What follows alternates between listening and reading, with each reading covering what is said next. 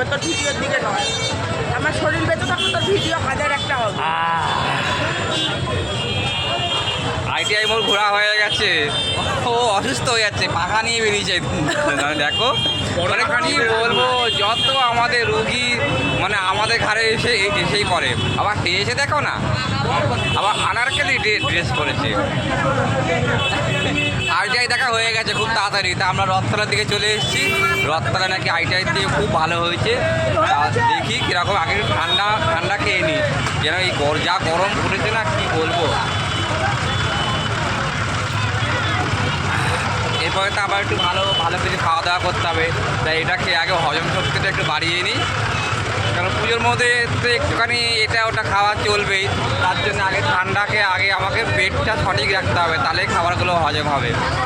তো জল টল তো বারবার কেনা হচ্ছে, এবার একটা গ্লুকোজ খেয়ে নিই, শক্তি বাড়িয়ে নিই। আর রথতলার কেমন কি ঠাকুর হয়েছে শো করছি, আর সাথে থেকো। তো বাই বাই, কিউ কিউ। এই জায়গাটা খুব বেরিয়েছি চারজনে, আমার টিম আরও সব বেরোবে। আজকে তো প্রথম দিন, কেবল তো শুরু হলো, এখনো 4 দিন আরও অনেক জায়গায় ঘুরতে। আজকেই লাস্ট আমার মনে হচ্ছে, আজকেই লাস্ট এরা ঘুরবে, আর ঘুরবে না। এদের গাড়িতে ঘোরা অভ্যাস, এদের কি বলবো, এদের সাথে বেরোনো সম্ভব নয়। হাঁটতে পারছে না, 4 জায়গায় ঘুরে ঘুরে যে কী এদের পরিস্থিতি হয়েছে।